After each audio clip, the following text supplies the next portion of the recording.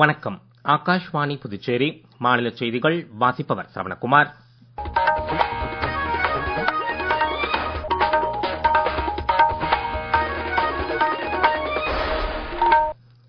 தலைப்புச் செய்திகள்.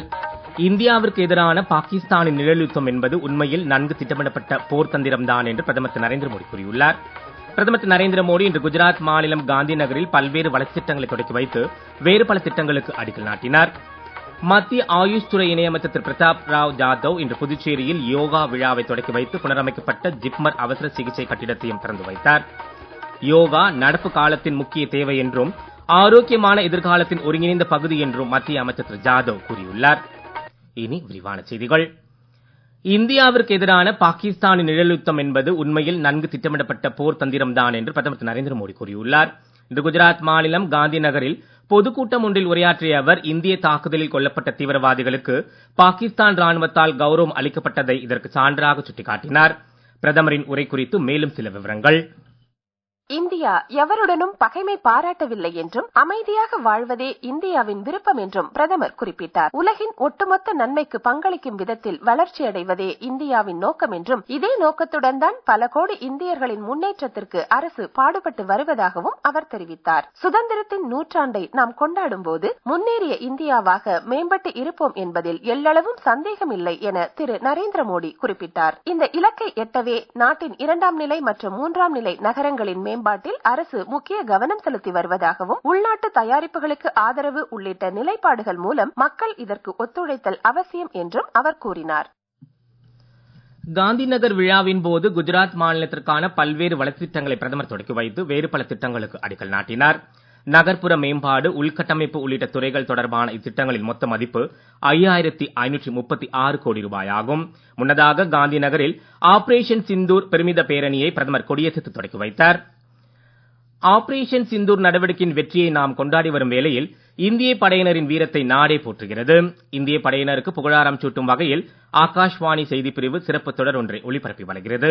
அந்த வரிசையில் 1965ஆம் ஆண்டு இந்தோ பாக் போரில் நாட்டிற்காக உயிர் தியாகம் செய்து பரம்வீர் சக்ரா விருது பெற்ற company quarter master Havildar Abdul Hamid குறித்த ஒரு செய்தி தொகுப்பு.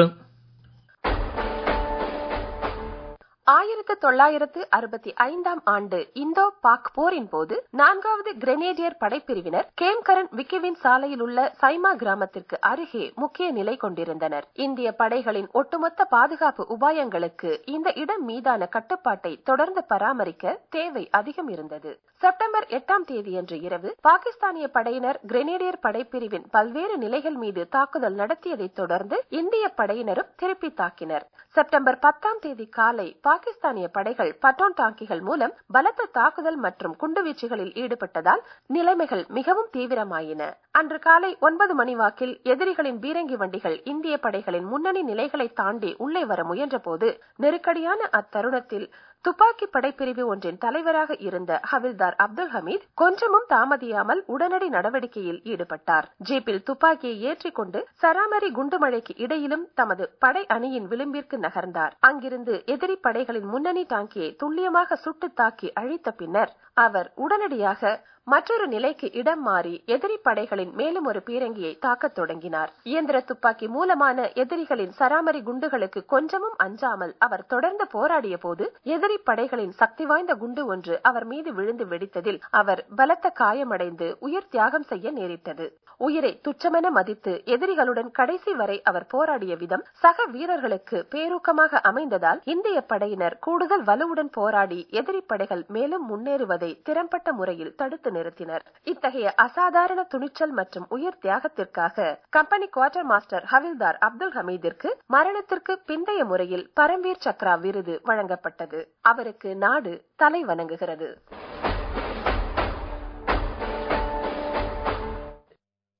நீங்கள் கேட்டுக்கொண்டிருப்பது மாநில செய்திகள்.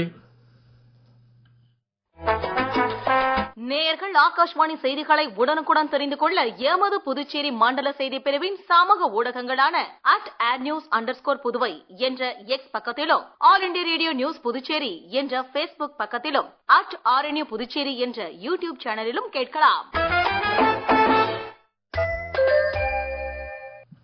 செய்திகள் தொடர்கின்றன. மத்திய ஆயுஷ் துறை அமைச்சகத்தின் கீழ் செயல்படும் மொராய் தேசாய் தேசிய யோகா கழகம் சார்பில் புதுச்சேரியில் கடற்கரை சாலை காந்தி திடலில் இன்று காலை நடைபெற்ற யோகா விழாவை ஆயுஷ் துறை இணையமைச்சர் திரு பிரதாப் ராவ் ஜாதவ் தொடக்கி வைத்தார்.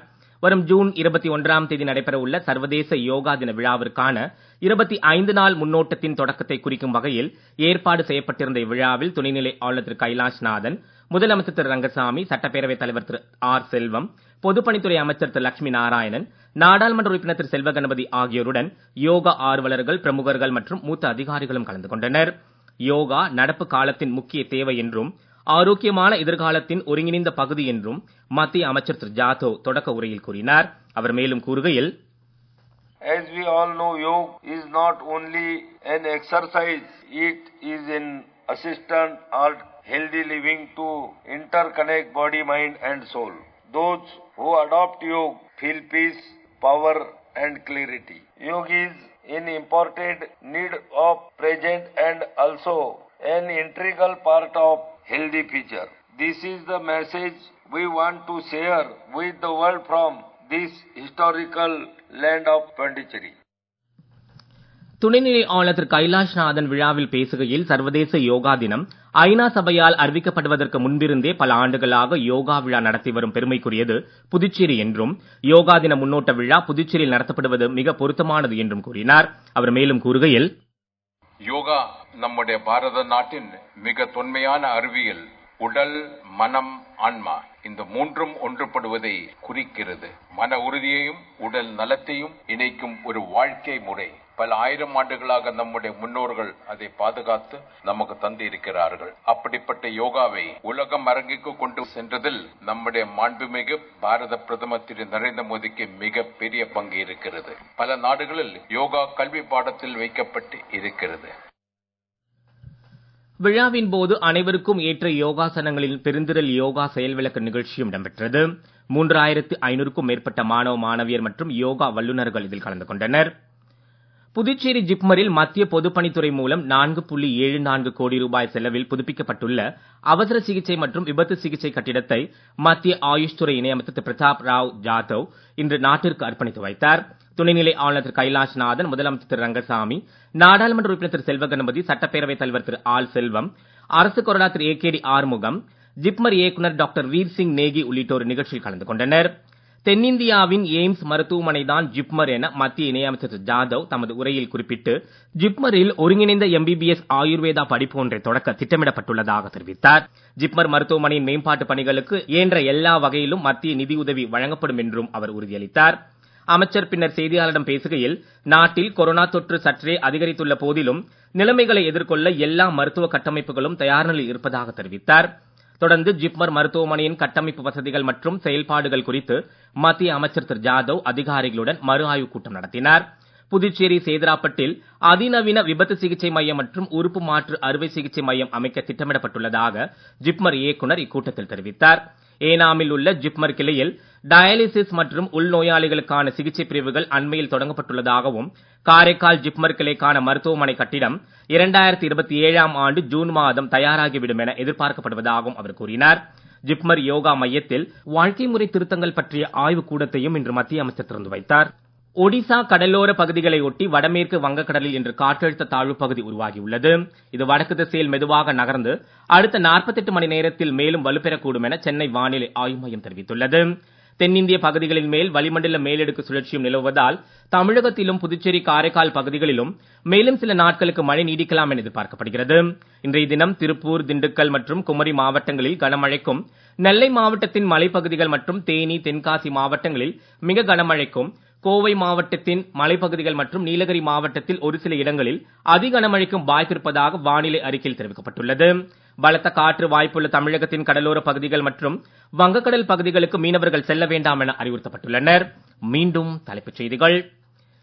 இந்தியாவிற்கு எதிரான பாகிஸ்தானின் நிழல் யுத்தம் என்பது உண்மையில் நன்கு திட்டமிடப்பட்ட போர் தந்திரம்தான் என்று பிரதமர் திரு நரேந்திர மோடி கூறியுள்ளார். பிரதமர் திரு நரேந்திர மோடி இன்று குஜராத் மாநிலம் காந்தி நகரில் பல்வேறு வளர்ச்சித் திட்டங்களை தொடக்கி வைத்து வேறு பல திட்டங்களுக்கு அடிக்கல் நாட்டினார். மத்திய ஆயுஷ் துறை இணையமைச்சர் திரு பிரதாப் ராவ் ஜாதவ் இன்று புதுச்சேரியில் யோகா விழாவை தொடக்கி வைத்து புனரமைக்கப்பட்ட ஜிப்மர் அவசர சிகிச்சை கட்டிடத்தையும் திறந்து வைத்தார். யோகா நடப்பு காலத்தின் முக்கிய தேவை என்றும் ஆரோக்கியமான எதிர்காலத்தின் ஒருங்கிணைந்த பகுதி என்றும் மத்திய அமைச்சர் திரு ஜாதவ் கூறியுள்ளார். இத்துடன் செய்திருக்க நிறைவு பெறுகிறது. வணக்கம்.